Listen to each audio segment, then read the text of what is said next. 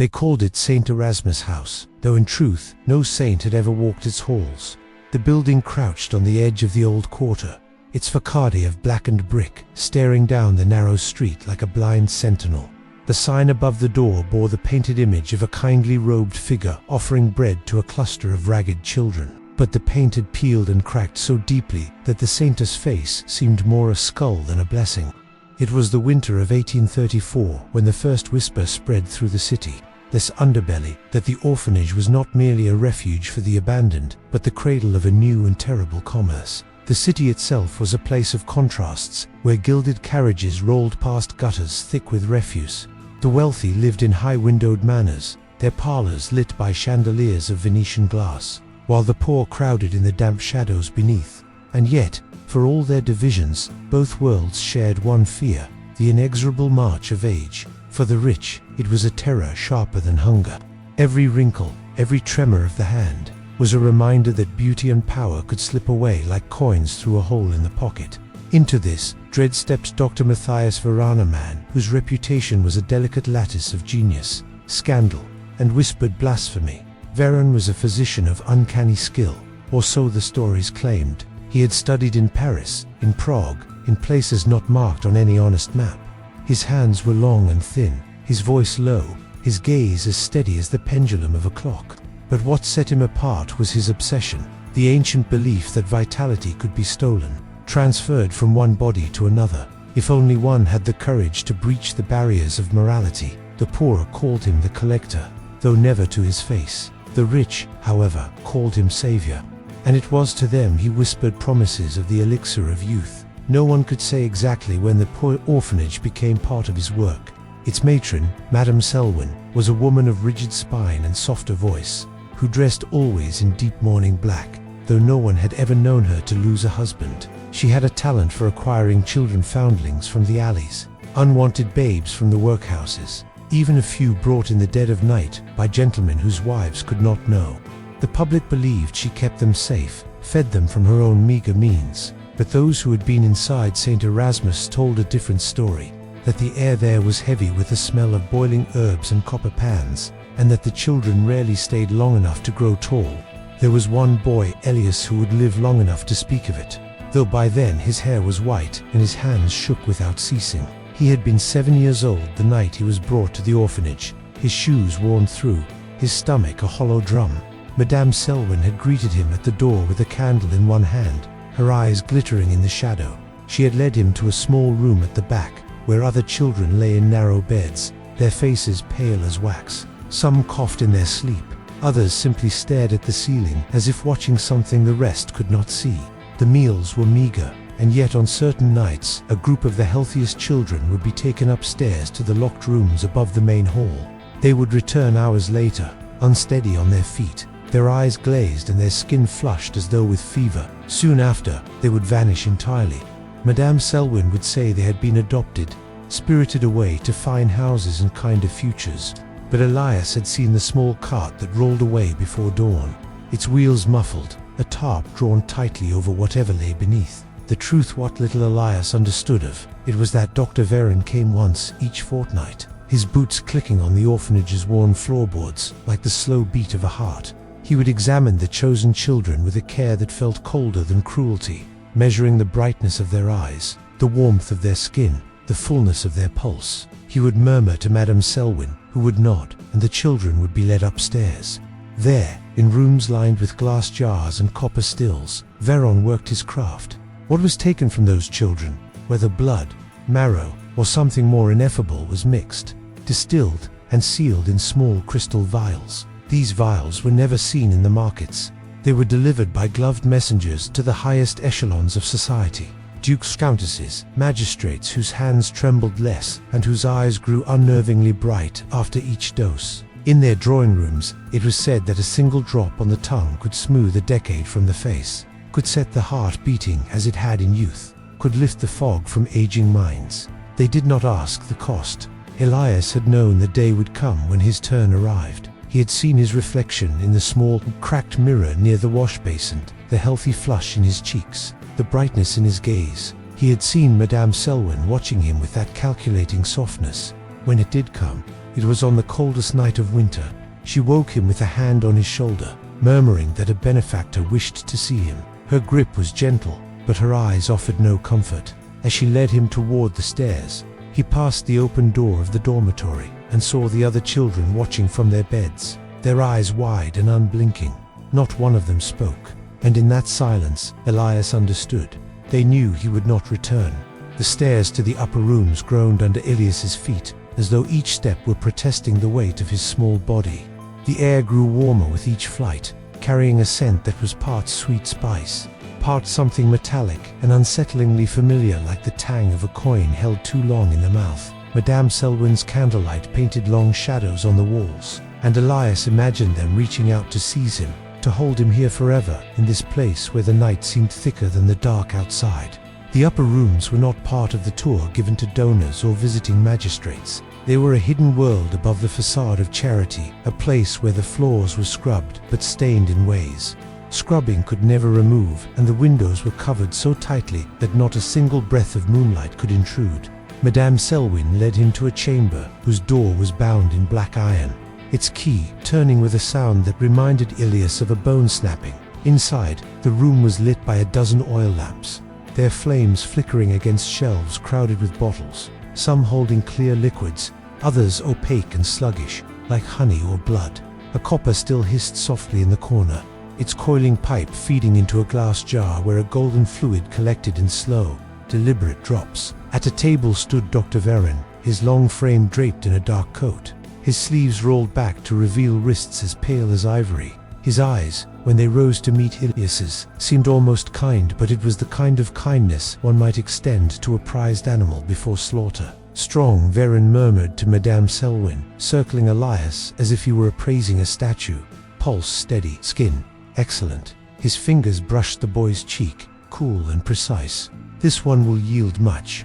Elias tried to step back, but Madame Selwyn's hand pressed lightly against his shoulder. There was no force in it, but somehow it felt heavier than chains. The table beside Veron was laid with instruments that shone in the lamplight's slender knives, glass tubes, clamps, and something that looked almost like a child's feeding bottle, but with a mouth of silver instead of rubber. Beside these stood a shallow bowl in which a red liquid swirled slowly, as though stirred by an invisible hand. Elias's breath came faster, his gaze darting to the door, but the iron latch had already slid shut. "You need not be afraid," Veron said in that low, measured voice. "You will sleep. You will dream of warm summer fields. And when you wake, you will be lighter, as though some great burden has been taken from you." His hand moved toward the bowl, lifting a small ladle of the liquid. "This is the beginning of a great gift. You see, the body contains its own fountain of youth, pure, potent, unspoiled. But in time, it clogs with the sediment of years. In the young, however, it runs clear. It can be harvested, refined, and given to those in need." Elias's mind raced. He thought of the other children who had gone upstairs and never returned. If they had dreamed of summer fields, they had not awakened to see them. He wanted to ask where they had gone, but the words stuck in his throat. Madame Selwyn stepped forward, her eyes fixed on him with a look that was almost pity, though her lips held the faintest curl of satisfaction. Veron prepared his tools with a surgeon's precision, setting them in order. He hummed softly a tune without melody, more like the sound of someone remembering an old prayer.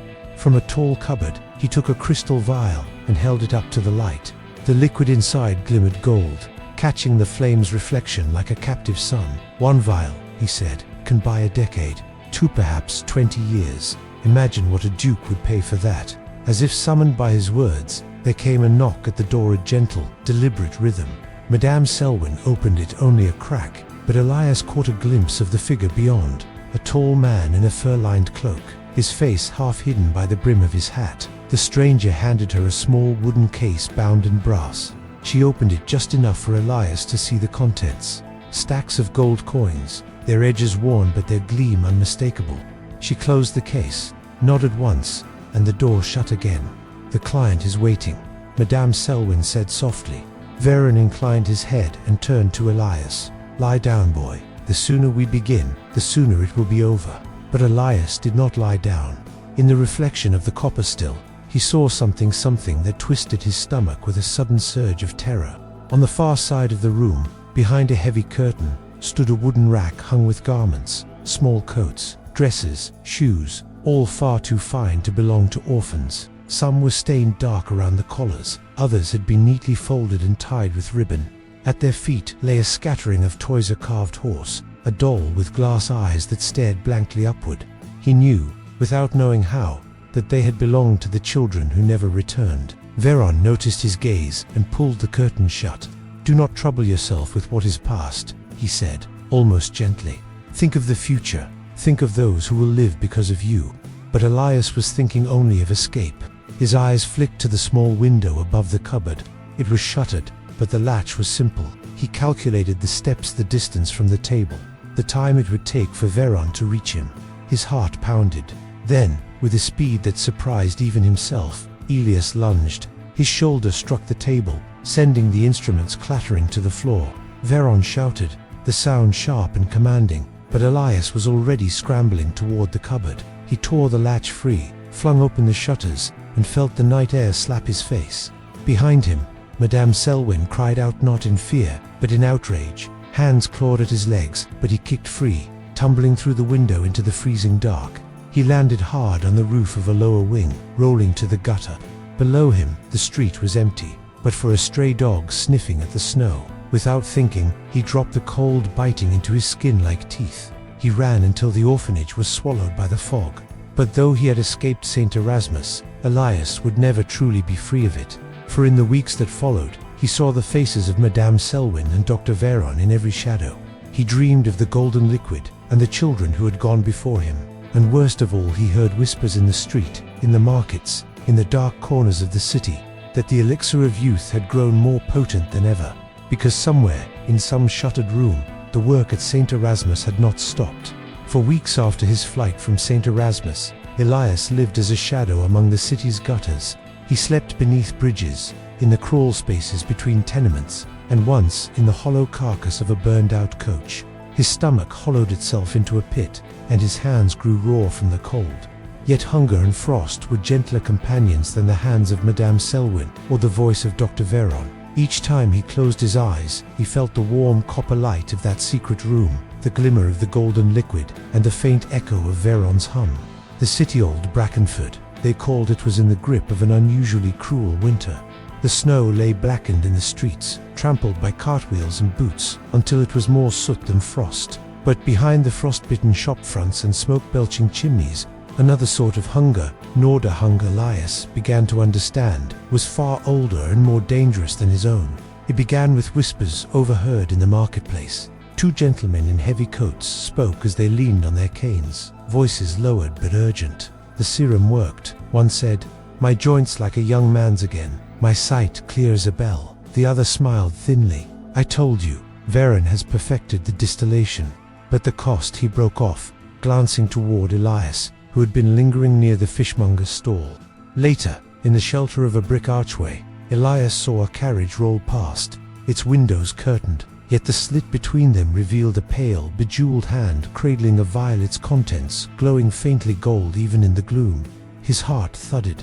It was the same color, the same viscous gleam as in the jars at St. Erasmus. He began to follow the signs. In the public houses, men spoke of wealthy patrons who had recovered from mortal illness in a matter of days. In the candlelit parlors of the gambling halls, ladies whispered of rivals whose beauty seemed frozen in time, their skin unmarked by the years. And always there was the same word, spoken with awe and greed alike: the elixir.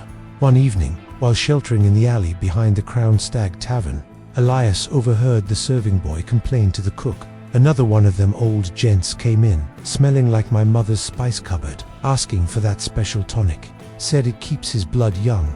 Swore he could still dance all night." The cook only grunted. If he knew where it came from, he'd choke on it. The truth took shape in Elias's mind, like a figure emerging from fog. The orphanage had not been an isolated place of cruelty. It was part of a vast and hidden trade, a network that fed the appetites of the city's most powerful. The elixir was not some foreign concoction or alchemist's folly. It was the distilled essence of children, refined into a draught that promised to turn back the years. Driven by a mixture of horror and a strange, gnawing curiosity, Elias began to watch the carriages that came and went from the quarter where the great houses stood. He noticed patterns.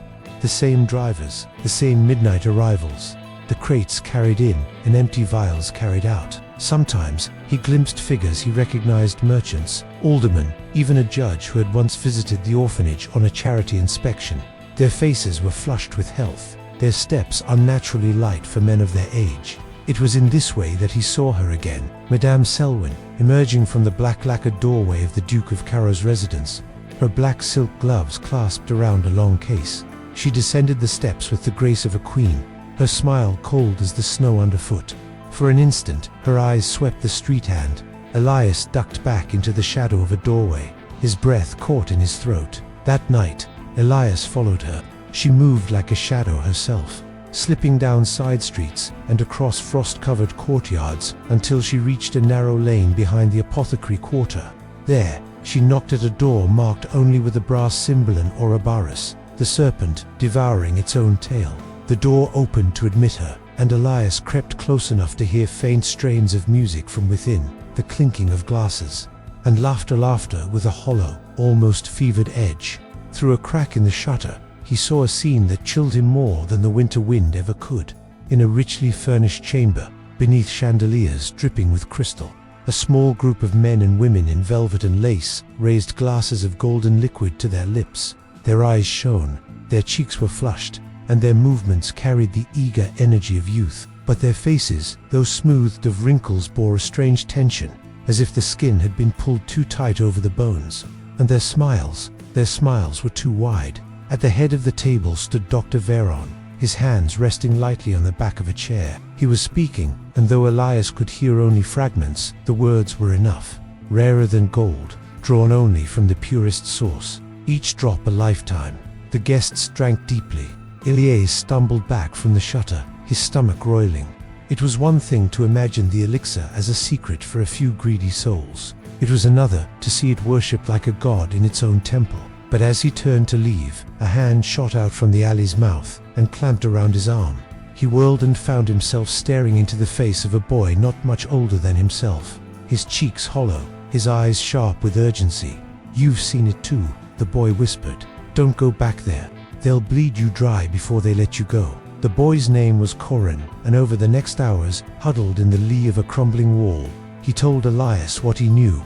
He had escaped from a similar place in the eastern quarter, a foundling house where sickly or unwanted children were taken in with promises of warmth and bread. Corin had seen the inside of the refining rooms, had watched the younger ones carried away, and never returned. "It's bigger than you think," Corin said, his voice low. "There's more than one orphanage, more than one doctor.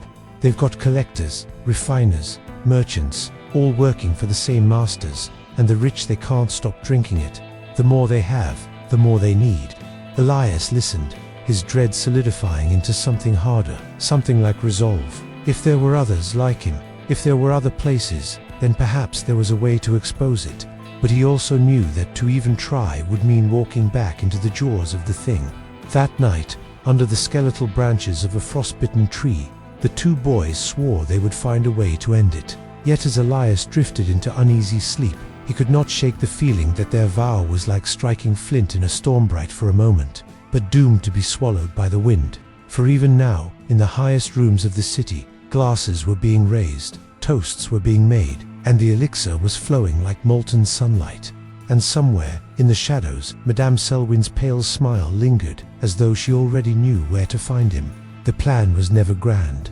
Boys like Elias and Corin could not storm mansions or ransack laboratories. What they had were their eyes, their ears, and the courage of the desperate. They began by following the collector's thin men in dark coats, who roamed the city's poorer districts, offering bread and shelter to ragged children, their smiles oily with false kindness. Elias and Corin would shadow them from a distance, mapping their routes, marking the doors they entered and the ones they left locked behind.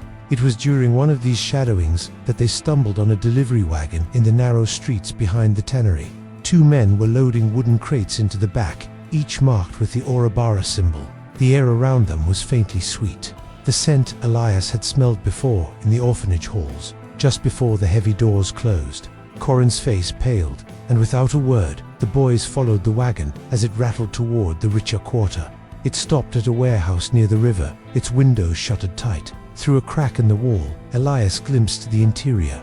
Rows of barrels, each no larger than a man's torso, fitted with brass taps. Above them, lantern light glinted off dozens of glass vials, each brimming with that molten gold. The barrels were labeled in fine script, Batch 17, Batch 18, and beside them lay ledgers filled with careful entries, names, quantities, prices. Elias' heart twisted as he read the initials of buyers he'd heard whispered in taverns, the same names praised in the city's broadsheets as benefactors and patrons of the arts. The boys could not reach the warehouse, but they took what they could: scraps of paper, a torn ledger page, and a single vial left carelessly on a table. Corin carried it as if it might burn his hands, its glow faint under the moonlight. "Proof," he whispered, though there was no triumph in his voice, only the tremor of someone who knows the weight of what he holds. They sought out a man named Fletcher, a pamphleteer known for railing against the city's corruption. He lived in a cramped garret above a bookbinder's shop, his walls plastered with broadsheets and crude woodcut illustrations. Fletcher listened in silence as the boys told their tale, his eyes narrowing. When Elias placed the vial before him, the man leaned close, his breath catching. "If this is true," he murmured, "it is worse than I dared imagine." For a week, they met with Fletcher in secret, giving him names, locations, descriptions. He promised to print it all, to flood the streets with the truth. But on the morning the first pamphlets were to be distributed, Fletcher's garret was found empty, his papers burned in the hearth. The bookseller below claimed never to have heard of him. That night, Corin did not return to their hiding place. Elias waited through the long hours, the frost thickening on the cobblestones, until he could no longer feel his fingers. By dawn, he knew Corin had been taken. He found out how 2 days later, from a drunk in a tavern who claimed to have seen a boy dragged through the back doors of the Duke of Caro's residence. The man laughed, saying the boy would be well looked after and that perhaps the Duke would soon look a decade younger. Elias left before his hands could close around the man's throat. For 3 days, Elias watched the Duke's mansion from the shadow of a lamppost. On the 4th, the black lacquered carriage arrived. Madame Selwyn stepped out first, her gown a sweep of midnight silk. Behind her came Dr. Veron, his gloved hands clasped. Between them, under a heavy cloth, was a small figure carried by 2 footmen. Elias knew the shape of those narrow shoulders. He moved without thinking, breaking from the shadows and racing toward the gates. The guards met him halfway. A blow to the stomach drove the air from his lungs, and another to the head sent the world tilting. He awoke in darkness, his wrists bound, the scent of herbs and iron thick in the air. The voice came before the light. "You've been far too curious, Elias." Madame Selwyn's tone was neither cruel nor kindly inevitable, like a blade being drawn. A lantern flared, and there she was, her pale face serene. Behind her, Veron stood beside a long table, its surface gleaming with instruments. Corin lay upon it, unmoving, his eyes closed, his chest rising shallowly. "It is a mercy," Veron said, as if to comfort him. "Few are chosen for the refinement. Your friend will be part of something eternal." He stepped closer, holding a crystal vial, its stopper poised. Elias fought the ropes until his skin split, his breath ragged. "You drink death and call it life," he spat. "One day it will poison you." Selwyn's smile was faint, almost pitying. "Perhaps, but until then, we are gods in a city of ash." The rest came in fragments, the hiss of liquid, Corin's last breath, the golden glow spilling into the vial. Ilias's scream filled the chamber, but no one stopped the work. When it was done, they turned to him. "I think," Selwyn murmured, "we might keep you a while. You have strong blood." Elias was kept in a narrow cell beneath the mansion, fed just enough to keep his pulse strong. Sometimes he heard music from above, the clinking of glasses, and once, unmistakably, Corin's voice in his memory, telling him to run. But there was nowhere to run. Weeks passed, he lost count of the days. Once, he saw Veron open the cell to draw a small vial of his blood, humming as he worked. "You will last a long time," he said, almost cheerfully. And then, one night, the cell door creaked open, not with the heavy tread of the footman, but a whisper. A girl stood there, no more than 12, her eyes wide. "Come," she said. Before they noticed, she led him through passages he had never seen, through a grate into the freezing air. When he turned to thank her, she was gone. Elias fled the city that night, crossing the frozen river by moonlight. He never returned. Yet, in every market town, in every dim tavern he passed through, he heard the same whispers of men grown young overnight, of women with faces untouched by age, of a golden draught passed in crystal glasses among the rich. Years later, he would tell his story to those who would listen. Most dismissed it as the rambling of a vagabond, a fairy tale born of hunger and cold. But sometimes, in the crowd, he would see a pale face, a gloved hand, a knowing smile, and he would remember the taste of winter in old Brackenford and the price the city's splendor had demanded. For the elixir still flowed, and always would, so long as there were those who feared death more than they feared the cost.